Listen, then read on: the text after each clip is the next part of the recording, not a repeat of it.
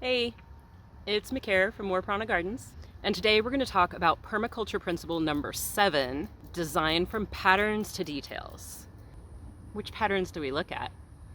There are the natural shape patterns that we see in nature, like waves, sound waves, waves in the water, ripples, those kinds of things. Spirals, like the inside of a sunflower or like a snail.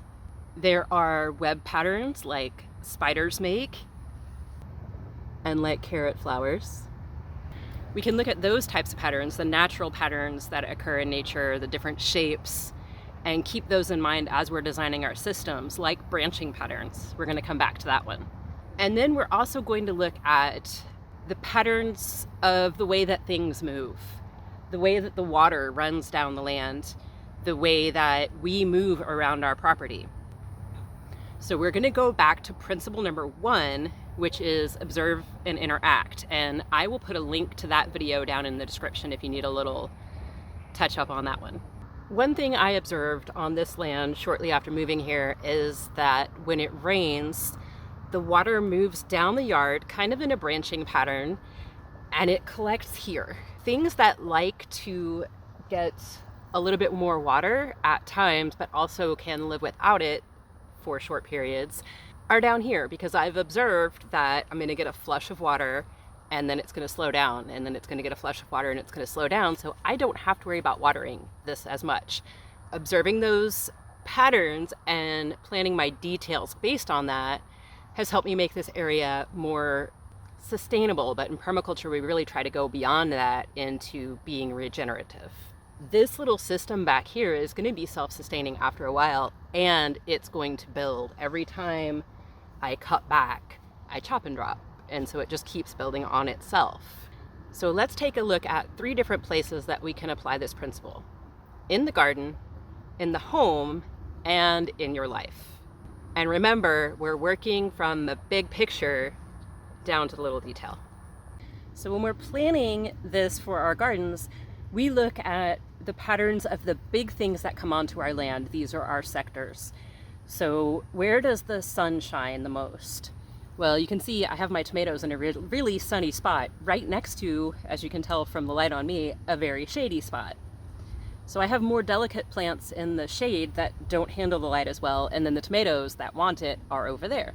We can look at the way that water flows through our system. I already talked about this one little garden down here. A number of years ago, I was setting up not an entire system, but a couple of gardens for someone. And they said, the water flows through here when it rains, and we want to put the garden right here where the water flows. And I was like, that might be bad. And they were insistent, and when you're doing a job for somebody else, you do what they want after letting them know why it's a bad idea. And so I did. I told them that it probably wasn't the best place, but that's where they wanted it, so that's where we put it. And less than 2 weeks after installing this garden, we got a heavy rain, and it washed out half the garden down the center. I had tried to plan so that the paths would be where the main water flow usually went, but it was a deluge and it took it all. Repairing that was quite a task. Had I been insistent, I probably wouldn't have been allowed to install the garden. But had I been insistent and then been allowed to install the garden, we would have put it someplace else and it wouldn't have washed out 2 weeks after being installed. And then another thing we can look at is the patterns that we move through our land. As I work from the back door through the gardens down here, there's a branching pattern that occurs.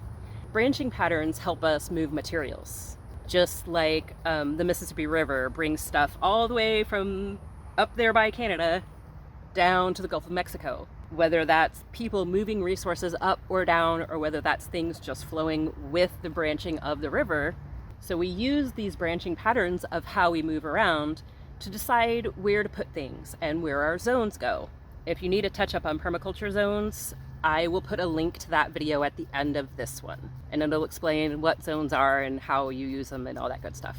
Based on that, based on looking how we move and the patterns of the water and the wind and all those things, the chickens and the compost are at the top of the system, where as it rains, their nutrients get washed down through the branching patterns of the paths that we follow, and collect in the gardens. Now, the nutrients from the chickens are not going to reach this garden this year. That's very slow progress, but it happens, and the garden immediately next to the chicken coop is doing rather well. Hey, so if you're getting anything out of this video, if you're learning something or enjoying it, would you please like and subscribe and possibly even share? All of those things help my channel grow, and that helps me make more content, and I really appreciate it. Thank you so much. Inside the home, even if you don't have a garden, you can still use this permaculture principle to help you figure out how to set up your home. One really obvious example is that you don't keep the pantry across the house from the kitchen. You keep it where you're going to use it. You don't keep your closet with all your clothes in the garage. Or maybe you do and you have a reason for that, I don't know. But for the most part, people don't. Look at the way that you move around your home. One little easy example is that we have a common triangle that a lot of us use, and that is the stove, the sink, and the refrigerator. And we work our kitchen within this pattern, right? Most kitchens are set up with some form of this triangle.